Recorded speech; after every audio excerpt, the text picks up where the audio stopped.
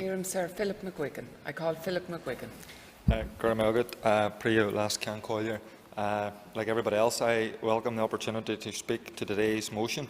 Muhammad Ali once said, hating people because of their colour is wrong, and it doesn't matter which colour does the hating, it's just plain wrong. Muhammad Ali is obviously correct, of course, but it's an unfortunate reality that racism does exist in our society today. Whether it takes the form of physical attacks on property, graffiti, verbal abuse, bullying on social media, or the not-so-visible unequal access to jobs and services that others take for granted, racism is destructive to individuals and communities and needs tackled. Just yesterday, as Mr McPhillips has already said, it was reported that over 500 race hate incidents take place here in the North in the last 6 months. That's between 2 and 3 race hate incidents a day, 2 and 3 a day. One race hate attack in any time period is one too many. When I think of the millions of Irish citizens who have left this island out of necessity at the time of the famine, or the early 20th and late 20th century, and the various forms of treatment they received, both good and bad, when landing on America, Australia, England or elsewhere around the world, I think that we have an extra special duty here to welcome, embrace and support all those who come to these shores. Whilst the no blacks, no dogs, no Irish signs may be an iconic snapshot of a previous time, let's just hope that those sentiments remain where they belong in history. But they should serve as a reminder for us to remain vigilant to hatred. The 2011 census figures demonstrate the diverse nature of the minority ethnic community here. Over 32,000 people gave their ethnicity as something other than white. That figure will continue to grow, and I welcome the fact that that figure will continue to grow. As already has been said by my colleagues Sean Lynch and Doug Meady, people who come to Ireland add to our society. They add economically through their work and spend, but they also add culturally to our society. The world is now a smaller place, much smaller place than it used to be, and our neighbours may not have an O or a Mac in their surname any longer.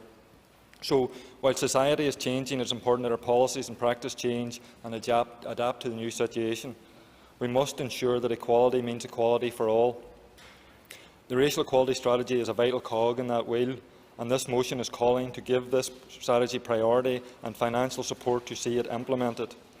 The strategy demonstrates a commitment to eliminate discrimination and promote equal opportunities and develop good relations.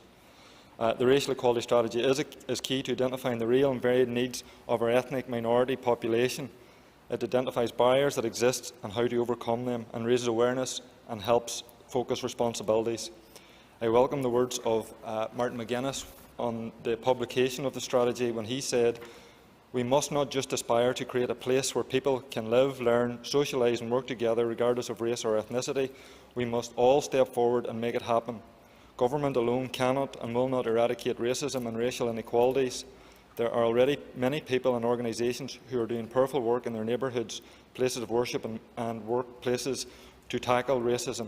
This strategy provides a platform for action to build on these efforts and generate further momentum." And just on those sentiments as well as welcome, can I praise those people in our community who are doing great work to make those who come to these shores lives easier and to tackle racism, and particularly in my own constituency I want to thank the work of the Ballymena Ethnic Minority Forum.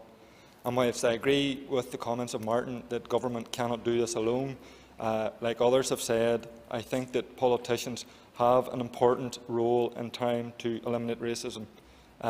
Whether it's discussing this subject, migration, refugees, conflicts across the world, even the subject of Brexit, we need to be careful with our language. Sometimes what we say and how we say it produces consequences. And that has already been said, and I just want to take exception to Doug when he tried to compare imposing economic sanctions, as was used against apartheid South Africa, with derogatory comments denigrating people because of their ethnicity. Moving on, I am glad that the United Nations Committee in this report on elimination of racial discrimination welcomed the racial equality strategy as a positive step, as a roadmap to tackle the issue of racial discrimination. I am less happy that the UN report had to point out that in the absence of an Equality Act here in the North, that we still face challenges to combat racism. So in winding Madam Deputy Speaker, I just want to support this motion and call for it to be implemented along with an Equality Act here in the North in the future.